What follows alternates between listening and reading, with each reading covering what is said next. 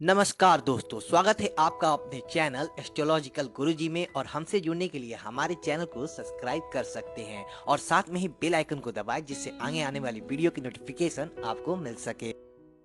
दोस्तों, सबसे पहले आप इस वीडियो को लाइक कर दीजिए क्योंकि बाद में आप लाइक करना भूल जाती हैं। तो प्लीज इस वीडियो को टक से लाइक कर दें। तो चलिए शुरू करते हैं आज का वीडियो। मनुष्य की चार चीजों की भूख कभी नहीं मिटती: धन, जीवन, वासना और भोजन। इन सब के लिए मनुष्य हमेशा भूखा रहता है। भले ही वैसी चीजें कितनी भी मात्रा में मिल जाएं, लेकिन उसकी लालसा कभी समाप्त नहीं होती।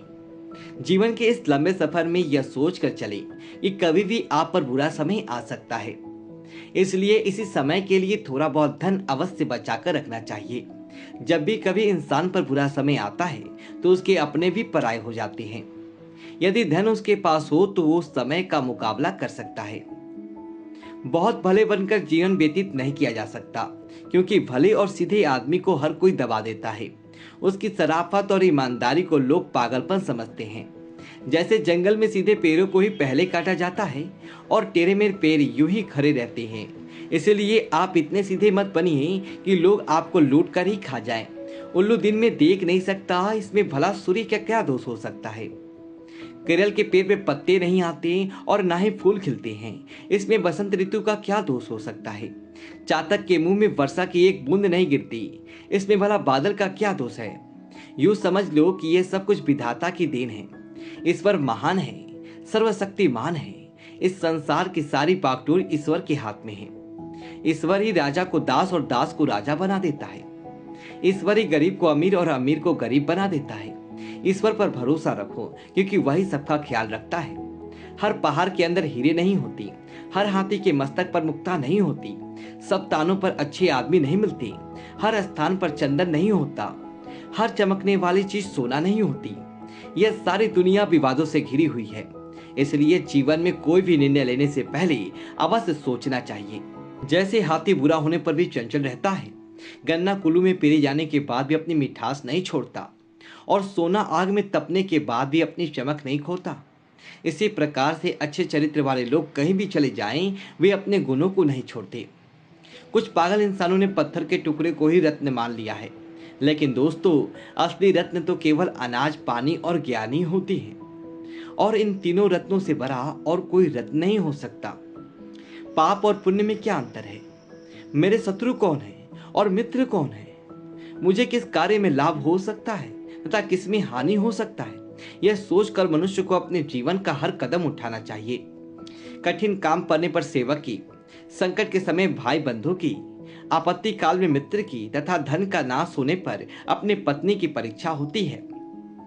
शेर से 1, बगुले से 4, कौवे से 5, कुत्ते से 6 और बाघ से 3 गुण मनुष्य को सीखने चाहिए।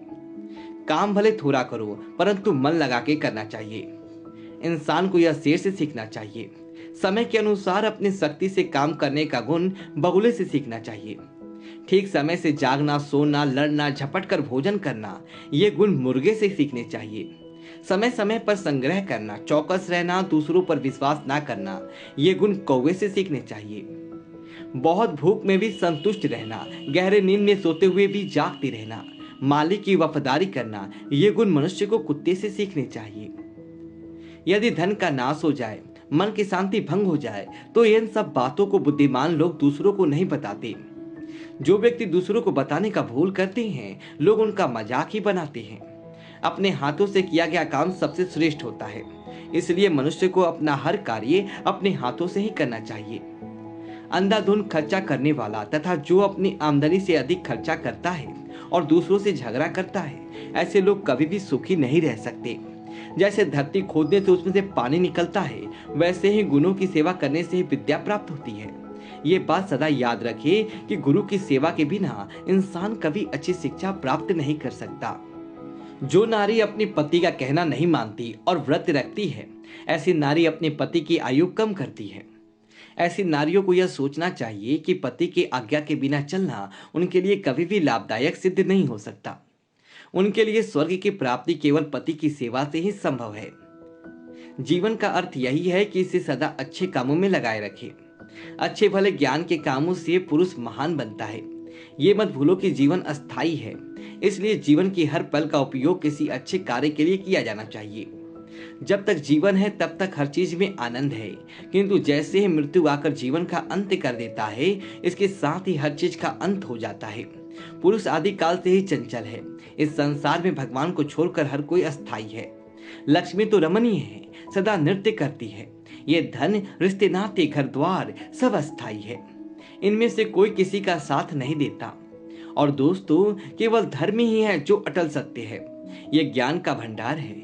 दूसरों को भला चाहने वाले ही आत्मिक शांति प्राप्त कर सकते हैं। इंद्रियों पर संयम और जीवों पर दया करने से ही मुक्ति मिलता है। कर्म से ही इंसान छोटा बड़ा बनता है। इसलिए सदा अच्छे कर्म करो और बुराई से दूर रहो। अच्छे कर्म करने से ही जीवन में शांति और सुख की प्राप्ति होता है। जिस तरह से फूलों में खुशबू, तिलों में तेल, लकड़ी में आग, दूध में घी, इन सब की बाहर से देखकर आप इनके गुणों के बारे में अंदाजा नहीं लगा सकते, क्योंकि ये गुण बाहर से दिखाई नहीं देते। इन गुणों को पहचानने के लिए बुद्धि की आवश्यकता होती है। ठीक इसी प्रकार मानव शरीर में आत्मा का निवास होता है। किसी आत्मा को हम शरीर से अलग करके उसे पहचान नहीं सकते, केवल अपने विचारों से इसकी परख कर सकते हैं। देवता मिट्टी की मूर्ति अथवा मंदिरों में विद्यमान नहीं है। देवता तो केवल हमारी आत्मा और हमारी भावनाओं में बसे हैं। जैसी आपकी भावनाएं होंगी वैसा ही देवता का रूप होगा। भावनाओं का मनुष्य के जीवन पर हर पहलू में प्रभाव पड़ता है। जैसे किसी मनुष्य की भावना होगी वैसा ही फल मिलेगा।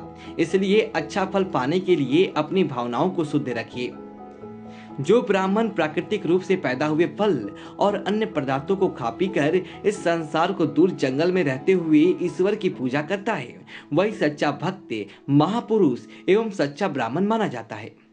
बुरे इंसान और सांप में कौन अच्छा है? इस प्रश्न का उत्तर यही है कि सांप तो केवल समय आने पर ही काटता है, किंतु बुरे लोग हर पल बुराई करते रहते हैं। इसलिए बुरा इंसान हर बार बुराई करके सांप से भी ज्यादा भयंकर हो सकता है। सागर सबसे महान है, किंतु इसमें भी तूफान आते हैं। अपनी सारी सीमाएं तोड़कर विनाश भी कर देता है, परंतु सच्चे साधु और ज्ञानी लोग कभी भी अपनी सीमाएं नहीं तोड़ते।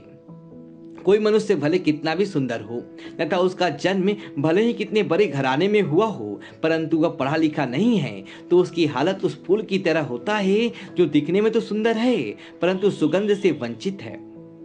शस्त्रधारी कभी भी हमला कर सकता है। सिंह वाले पशु कभी भी सिंह मारकर जख्मी कर सकते हैं।